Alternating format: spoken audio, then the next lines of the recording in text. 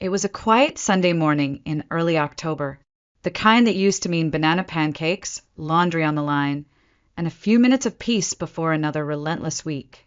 But that morning, I heard the knock long before I reached the door, sharp, demanding, like someone owed them something. When I opened it, my mother Evelyn stood there with her favorite full-leather purse clutched against her chest, and Marcus, my brother, behind her with that same smug slouch he always had when he thought he was about to get what he wanted. "We need to talk," she said without a greeting. Her tone wasn't maternal, it was managerial. They didn't even take off their coats before walking in. I didn't offer coffee. Marcus made himself at home on my couch like he'd earned the right, while Evelyn walked slowly around the living room, eyeing the furniture like she was cataloging what she might sell off if I didn't comply. "I'll get to the point," she said. "Marcus has a new business opportunity." I didn't sit down. "The last one failed 3 months ago." "This one's different," Marcus cut in. "It's more scalable." "You said that about the meal kit startup," I replied, "and the crypto app, and the vintage car import business." Evelyn waved a dismissive hand. "Naomi, he's your brother. This isn't about success. It's about family." I felt the old tension knot behind my ribs, that familiar tightening I hadn't missed. "What exactly do you want?" Evelyn straightened her shoulders. "We need $80,000 to get it off the ground. And don't act like you can't afford it. We saw the hospital's annual report. We know what your bonus was." I laughed, not because it was funny, but because it was absurd. "You went through my company's financials." "We raised you," she snapped. "We're entitled to know what you're doing with the life we gave you." I stared at her, trying to find the mother I used to imagine I had, and not the woman now standing in my living room making a legal case for emotional blackmail. "No," I said simply. "I'm not giving you the money." Marcus shifted on the couch, his mouth tightening. "Wow. So now you think you're too good for us?" "No," I replied, voice low. "I've just finally realized I've always been better without you." That did it. Evelyn's face froze. She stepped forward until she was inches from me. "You're ungrateful. If it weren't for this family, you'd be nothing." I didn't flinch. "Funny. I thought that's what you wanted me to believe." Silence stretched. Then she spat the words like venom. "If you won't help your brother, then you're no daughter of mine." My chest tightened, not because it hurt, but because I'd heard that sentence before years ago when I was 12 and refused to take the blame for Marcus stealing from the church donation box. Back then, I cried in my room for hours. Now, I opened the door and pointed at it. "You can leave now." Evelyn didn't move. "You'll regret this," she said. "Blood is blood." I didn't answer.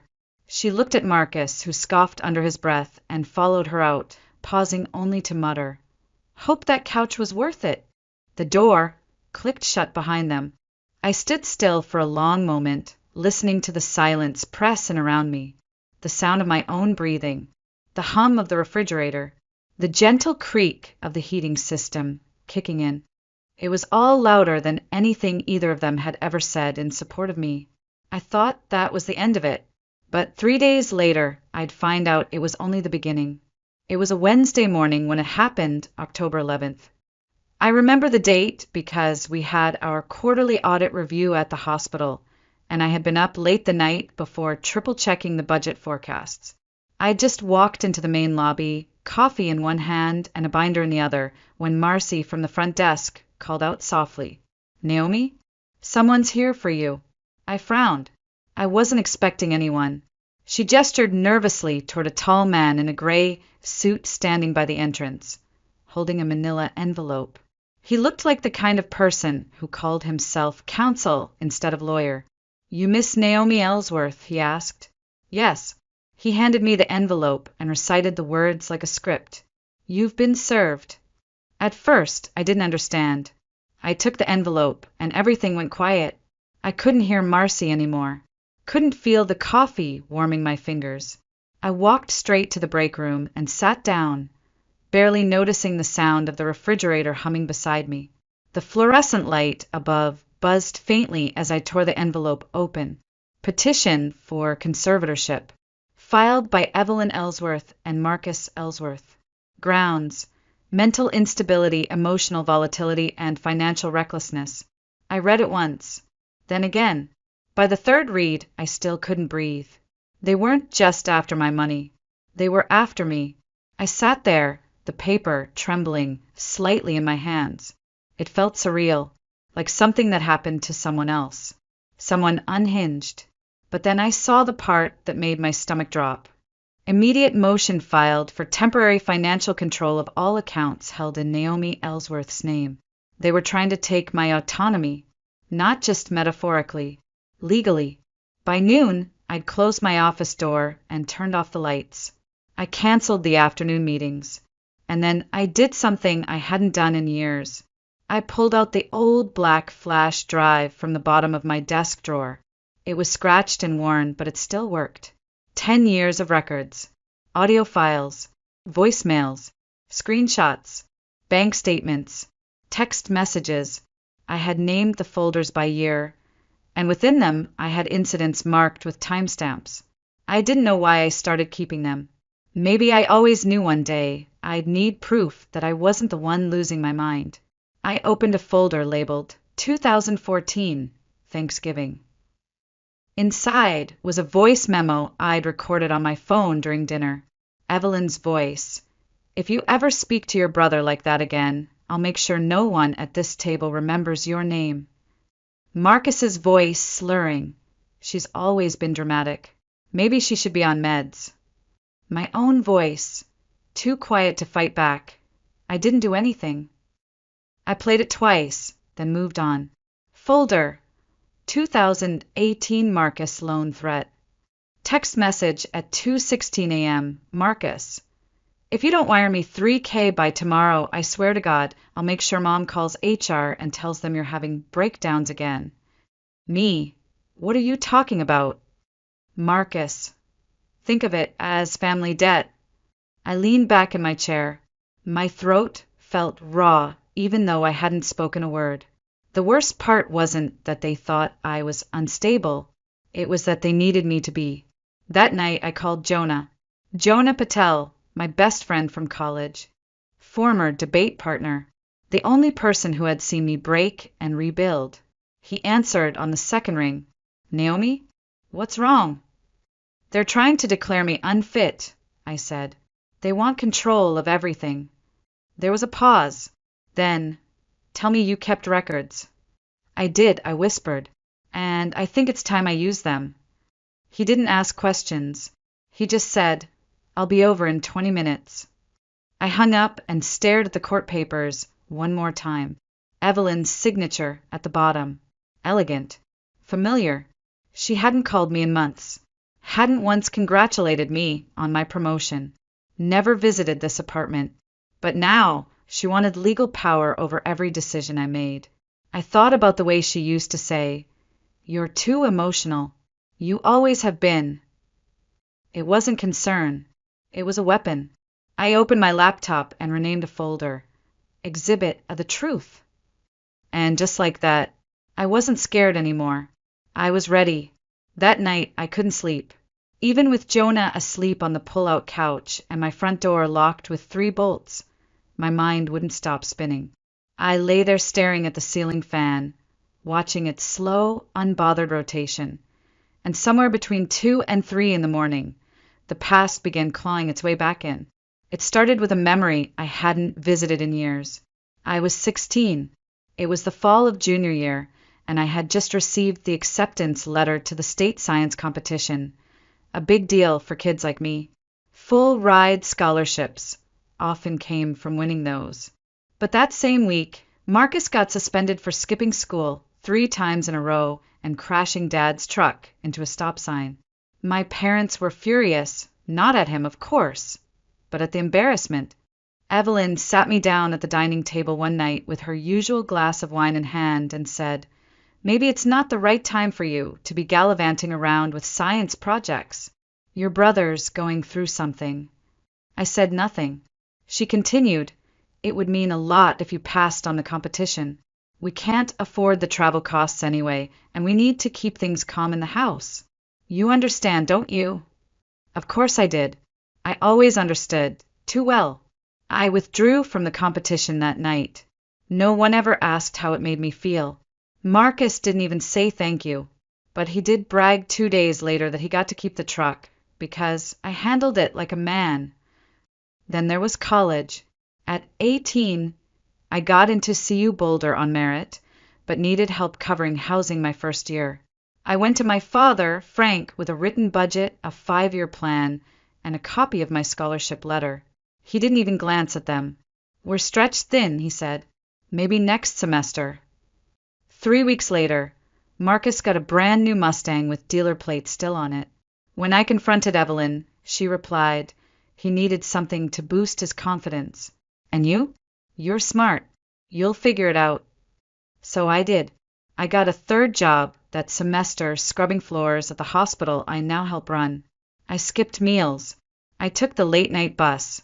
I learned to survive the way kids like me always do, quietly.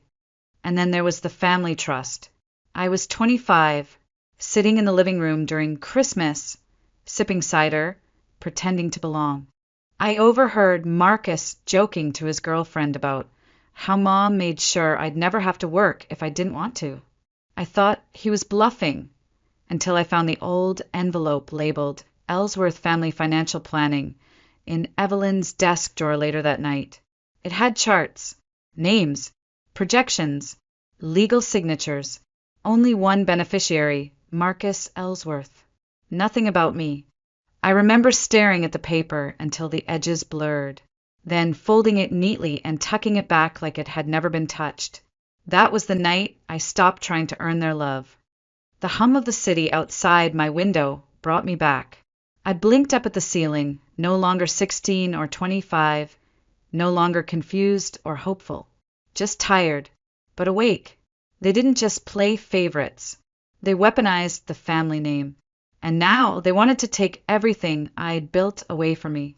I sat up slowly, feet touching the cold wooden floor, and whispered into the dark, "I am not who they say I am, comma." 2 days after the court papers arrived, I started digging into things I hadn't touched in years. Old folders on hard drives, saved voicemails, and finally, buried deep in a box of my mother's forgotten things, a photo album she left behind when she moved last spring. I was flipping through it on instinct, not expecting anything useful. But then I saw it, a faded photo tucked between pages, not labeled like the others. My mother stood stiffly in the picture, her smile forced. Next to her, a woman with thick auburn curls and sharp, intelligent eyes smiled like she had nothing to prove. She looked familiar in a way that made my skin prickle. I turned the photo over. Faded blue ink in elegant cursive red. "Claudia, don't tell Frank." I froze. Claudia. The name had been mentioned exactly once in my childhood, when I was maybe 9. I'd asked about the photo on the mantel that suddenly disappeared. My mom's voice had turned cold as she said, "She's not around anymore." I never asked again, but I remembered her eyes. Now, staring at that photo again, I realized they were my eyes too. I Googled Claudia Mercer, with her birth year and city. Within 5 minutes, I found it, Mercer and Associates Family Law and Estate Planning. The website listed Claudia Mercer as a founding partner, based in Georgetown, D.C. The woman in the bio photo had silver white hair pulled into a tight bun, a tailored navy suit, and those unmistakable eyes. I booked the first flight out the next morning. The law office sat in a historic red brick townhouse just off M Street in Georgetown. A brass plaque glinted in the sunlight. Claudia Mercer, attorney at law. My palms were sweating as I walked through the front door. The receptionist looked up. She couldn't have been older than 25. "Do you have an appointment?" "No," I said, "but I need to speak with Ms. Mercer. My name is Naomi Ellsworth. I think I'm her niece." The receptionist blinked, confused. Then, without a word, disappeared behind the frosted glass door. 3 minutes later, that same door swung open. A woman stepped out, tall, composed, dressed in tweed with a faint scent of cedarwood. She looked at me for less than 5 seconds and said, "Naomi." I nodded, suddenly unsure if I was shaking from nerves or cold. She opened the door wider. "Come in." Her office smelled like old leather and books. Heavy volumes lined the walls, and not a single piece of clutter on the desk. Claudia Mercer was all precision and presence. She didn't sit until I did. I placed the photo on her desk. "I found this in my mom's storage box," I said. "She told me you were dead." Claudia stared at the photo. Her jaw tensed.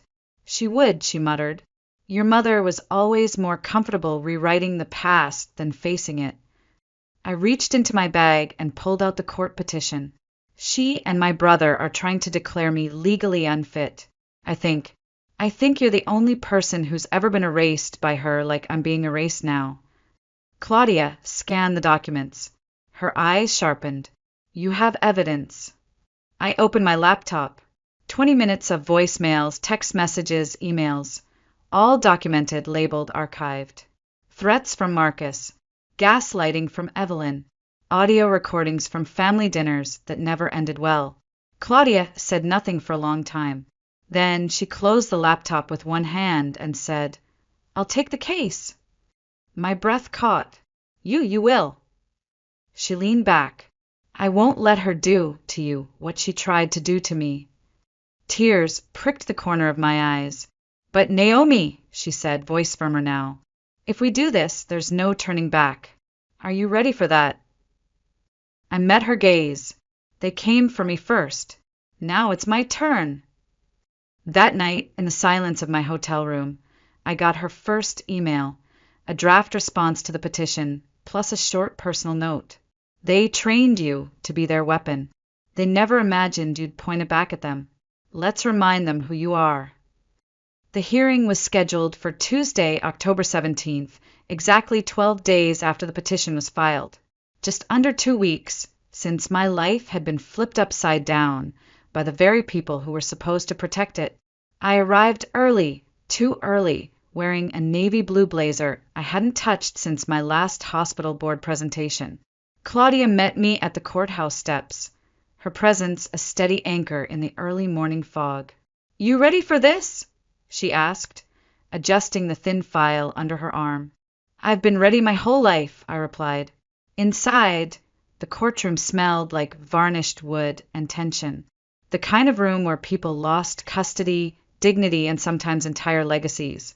Claudia and I sat on the right side of the long oak table. Across from us, Evelyn and Marcus looked like they were posing for a family Christmas card, matching colors, polite smiles, all for show. But I noticed the way Marcus kept bouncing his leg and how Evelyn's pearl necklace kept slipping sideways on her collarbone. Judge Garvey entered the room at exactly 9:01 a.m. A tall woman in her late 50s. She wore no makeup and had the kind of gaze that silenced entire rooms. "Let's begin," she said, voice calm but curt. Their lawyer, a man named Howell, stood up and launched into his opening. His tone was oily, confident. "Your Honor, we are here today because the family has deep concern for Miss Ellsworth's well-being. Over the past year, she's exhibited erratic behavior, paranoia, and financial recklessness. We fear she is no longer able to manage her affairs in a healthy or safe manner." I almost laughed. He continued, "Statements from her family, particularly her mother and brother, indicate long-standing emotional instability and increasingly impulsive financial decisions." Claudia didn't even flinch. She stood calmly when it was her turn. "Your Honor, not only are these claims unsupported by medical evidence, employment history, or financial records, they're part of a long pattern of emotional abuse, coercion, and manipulation against my client. We intend to prove not only that Naomi Ellsworth is fully competent, but that this petition is an act of retaliation for her refusal to continue financially supporting her family." Judge Garvey nodded slowly. "Then proceed." The first witness called was Marcus. He walked to the stand like he was heading to a bar stool, not a bench. He raised his right hand, swore in, and put on the face he'd always used to get out of trouble. She's been off, he said. Cut us out for no reason. Accused my mom of stealing from her. She once screamed at me because I borrowed her phone charger. She's intense. Always has been. Claudia leaned over and whispered, "Let him dig." When their lawyer asked if I was financially irresponsible, Marcus smirked. She bought a $2,000 couch. Who does that when your family's struggling? Claudia stood. Objection. Her income allows for that purchase, and her family's financial difficulties stem from Marcus's failed business ventures, not my client's spending. Sustained, the judge said. Next came Evelyn. She took the stand in her favorite mauve blouse and a look of maternal concern that would have fooled anyone who hadn't lived with it. She's always been a little fragile, Evelyn said. We've tried to support her, but she pushes everyone away. I just worry she's not okay anymore. Claudia stood again. Your Honor, I'd like to introduce Exhibit A. She handed a flash drive to the bailiff, who plugged it into the courtroom system. Audio filled the space, clear, cold, brutal. Marcus. You think you're better than us? You're not. You're just a check with legs. Evelyn. Don't provoke him, Naomi. You know how he gets. The judge's eyes narrowed. Miss Ellsworth, she said to my mother, is that your voice? Evelyn didn't speak. She simply nodded. Do you deny the context? It's complicated. Claudia smiled faintly. We have the full 37-minute recording. Your Honor, would you like to hear it? No, I've heard enough. The judge turned to me. Miss Ellsworth, do you wish to speak? I stood, every nerve in my body humming. For years, I said, I thought I was the problem. I thought I was too sensitive, too dramatic, too much. But I wasn't. I just didn't fit the version of family they wanted. I took a breath. I've worked since I was 15, paid for my own education, built a career. I never asked them for anything. But the second I stopped paying for everything, suddenly I became unwell. That's not concern. That's control. And I'm done being controlled. The room was silent. Even Marcus had stopped moving. Then Claudia stood again and walked to the judge, holding a sealed envelope. Your Honor, this may change the standing of the petitioners. The judge opened it and read the contents carefully. Her expression shifted. This is a DNA test. Yes, Claudia replied. It confirms that Naomi Ellsworth is not biologically related to Frank Ellsworth. Therefore, the petitioners have no legal standing to claim conservatorship. Evelyn went pale. Marcus looked like he'd been slapped. The judge looked at them both. We will reconvene in 3 days. Until then, I'm placing a freeze on all of Miss Ellsworth's accounts. No one touches her finances but her. Bang. Gavel dropped. Court adjourned. Outside, Evelyn grabbed my wrist. What the hell are you doing? I pulled away. You should have left me alone. You're tearing this family apart. No, I said calmly. You did that a long time ago. 3 days. That's how long we had until the final hearing. 3 days to turn a lifetime of gaslighting into irrefutable facts. Claudia and I spent every minute of it holed up in her office, papers spread across the conference table, audio clips playing on loop, old email chains re-examined for hidden threats. Jonah dropped off food I barely remembered eating. I lived on caffeine, adrenaline, and fury. On Thursday morning, Claudia called me into her private office. She had a manila folder in front of her, labeled in black marker, Trust Files Ellsworth, 1996. I pulled this from the courthouse records, she said. Your name was on none of the original filings.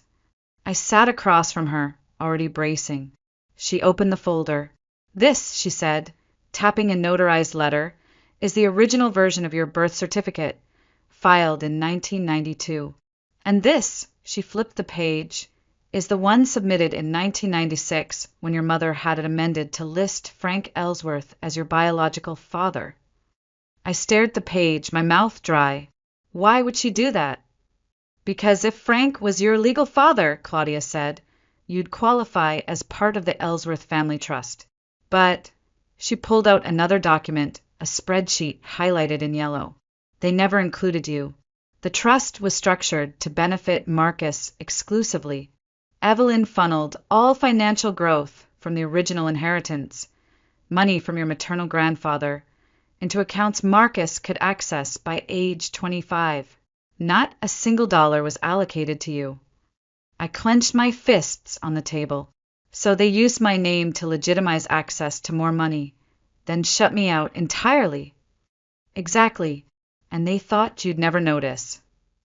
I swallowed hard, then asked the question I hadn't dared voice yet. Do you think Frank knew? Claudia paused. I think he didn't want to. That hurt more than I expected. She handed me a new file. This is the original trust agreement. We also have bank statements showing Marcus withdrew over $80,000 in a single year, half of it sent to a shell company, which your mother signed off on as a co-owner.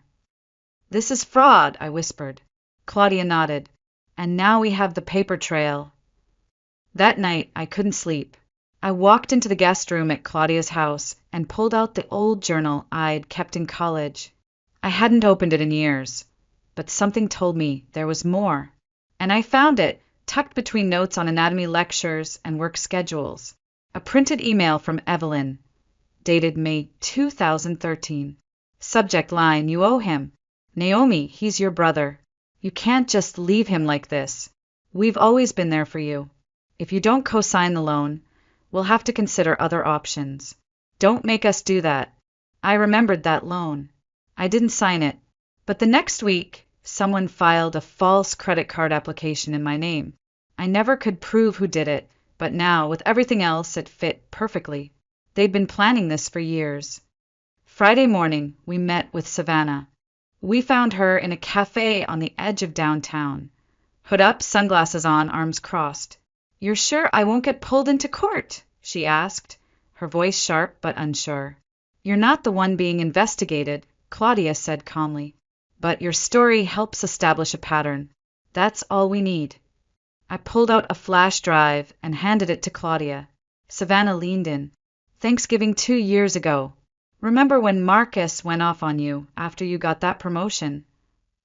I nodded. He yelled. Mom told me I was overreacting. Yeah, what you don't know is my phone was in the baby's room. The baby monitor picked up the whole thing. Audio and everything. My breath caught. You kept it. Of course I did, she said. I knew one day you'd need it. That afternoon, we sat in Claudia's office and played it together. Marcus yelling, You think a job makes you better than us? You're nothing, Naomi. Nothing. Evelyn, let him say his piece. Don't provoke him.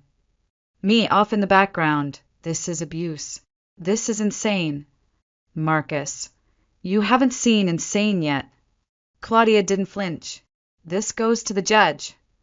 I stared at the screen, then back at Claudia. They've been laying this trap since I was a teenager. No, she corrected gently. They were counting on you never standing up. And now I was. The courtroom was full by 8:45 a.m. Word had gotten out. Maybe it was Savannah's cryptic tweet the night before. Tomorrow, truth has a microphone. Maybe people just sensed what was coming. Whatever the reason, every bench was taken. Reporters, former neighbors, strangers who'd heard whispers of the Ellsworth family unraveling. Claudia and I walked in through the side entrance. She looked sharp as ever in a charcoal blazer. I wore no makeup, just clean lines, clear eyes, and the calm of someone who'd already survived the worst. Judge Garvey entered promptly at 9 o'clock. Everyone stood. She sat without ceremony. Ms. Mercer, she said, please proceed. Claudia stood. Your Honor, we'd like to call Savannah Riley to the stand. Gasps rippled through the room. Evelyn's face went sheet white. Savannah walked up slowly but steady, swore in, and sat tall. Miss Riley, Claudia began, How long were you involved with Marcus Ellsworth? 3 years, Savannah said. On and off. Mostly off. A few people chuckled softly. Can you describe the relationship between Marcus and his family? Savannah nodded. They protected him, enabled him. Any mistake he made, they found a way to blame Naomi. Evelyn especially. It was like they needed her to be the villain, so Marcus could keep being their golden boy. Claudia handed Savannah a small digital recorder. Do you recognize this? Savannah pressed play. Marcus's voice filled the courtroom. She thinks she's better than me. That money should have been mine. I swear to God, if she doesn't give it up, I'll make her life hell. She won't even see it coming. Judge Garvey didn't blink. She simply said, When was that recorded? Savannah looked up. 1 year ago. He didn't know the baby monitor was still on. And did Evelyn ever participate in or condone financial misconduct? Yes, Savannah said. Marcus opened a credit card in my name. When I confronted Evelyn, she said it was just paperwork, and I was being dramatic. Judge Garvey turned to Evelyn. Mrs. Ellsworth, did you instruct your son to use this woman's identity for financial gain? Evelyn didn't answer. Mrs. Ellsworth. I don't recall that exact conversation, she muttered. Noted, the judge said sharply. Next, Claudia called Nico to the stand. He walked up, opened his laptop, and said, Your Honor, I've been assisting Naomi in compiling documentation. During that process, I discovered this. He clicked a few keys.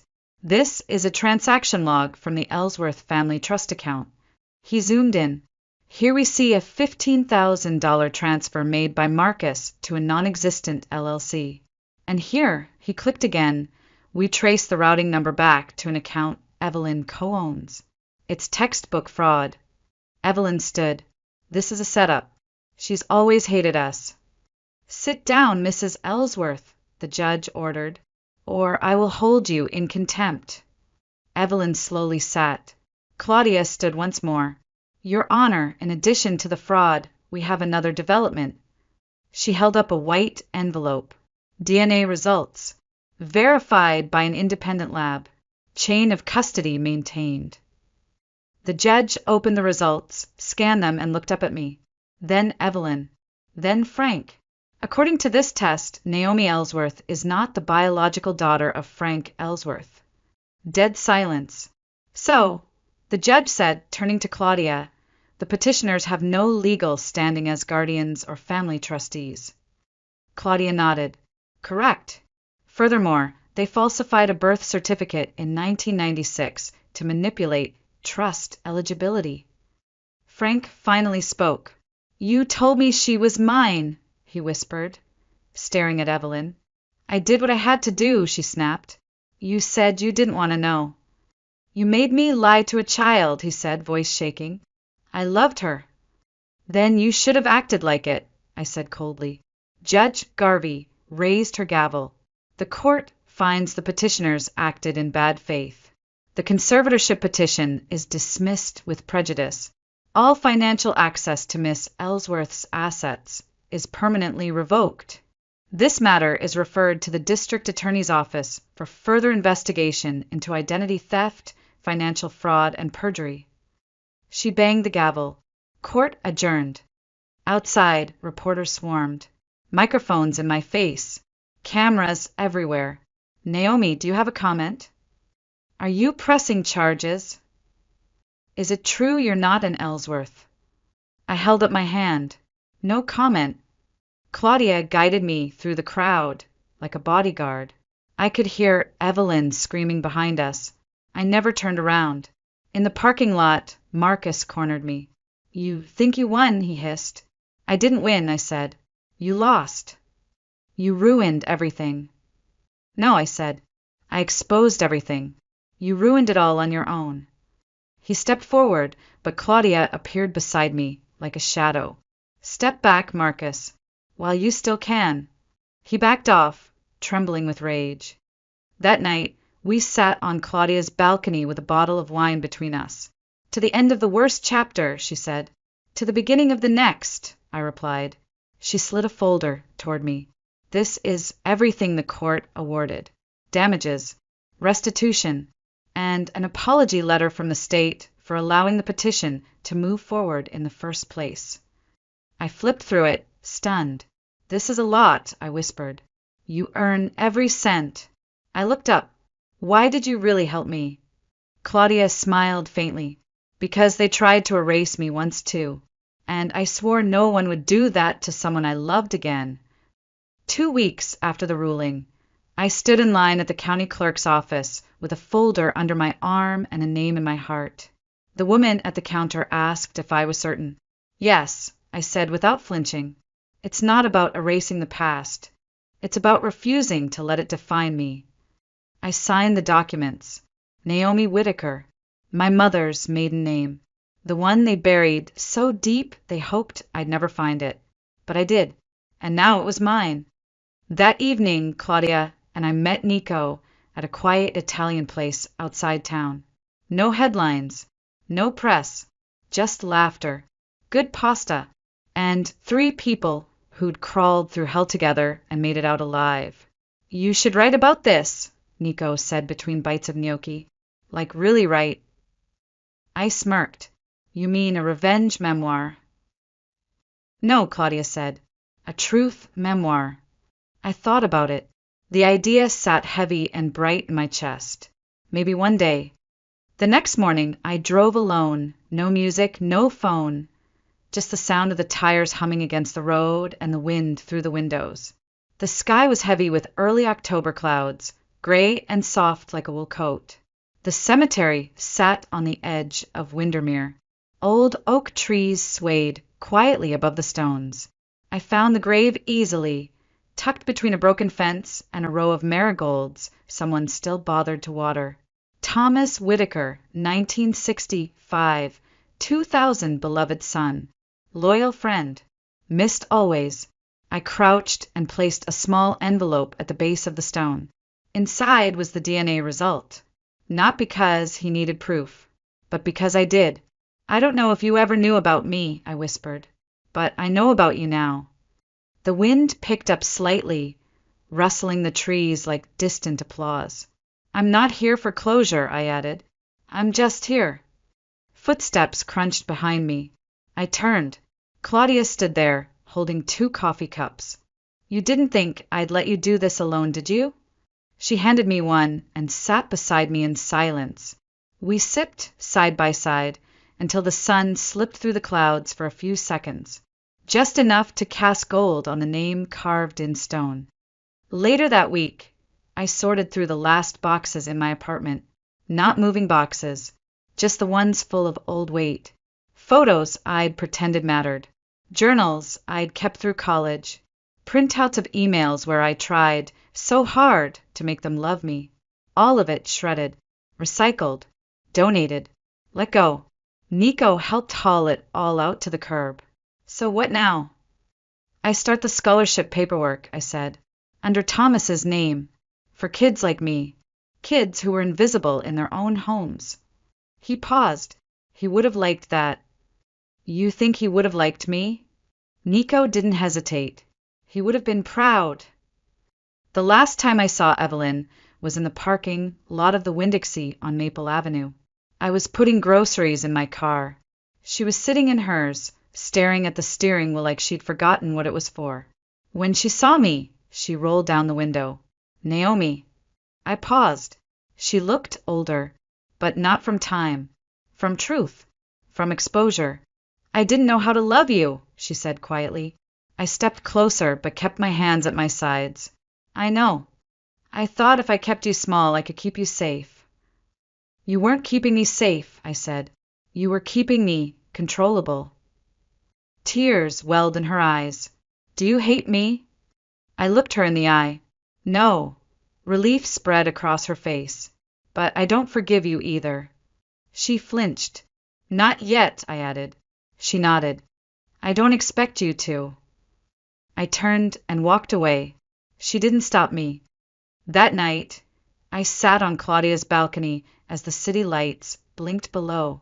The autumn breeze carried something new, cleaner, quieter.